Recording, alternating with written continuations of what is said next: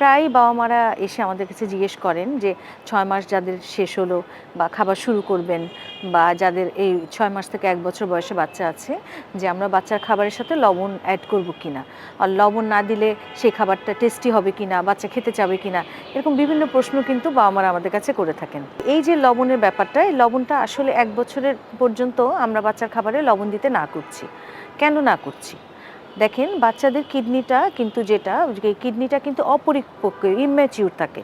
তো সেজন্য এই কিডনিটা দেখা যাচ্ছে যে এক্সট্রা যে লবণ, এই লবণের লোডটা অনেক সময় নিতে পারে না। ফলে কিডনি ড্যামেজ হওয়ার সম্ভাবনা থাকে বা ব্লাড প্রেশার বেড়ে যাওয়ার সম্ভাবনা থাকে।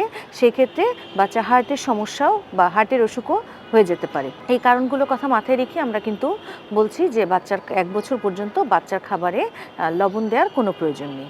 বাচ্চার যতটুকু লবণের দরকার ততটুকু কিন্তু বাচ্চা বুকের দুধ থেকেই পেয়ে যাচ্ছে। সুতরাং বাচ্চার শরীরে যে লবণ বা সোডিয়ামের দরকার সেটা কিন্তু সে বুকের দুধ থেকে পেয়ে যাচ্ছে, যে এটা নিয়ে আমাদের চিন্তার কিছু নেই।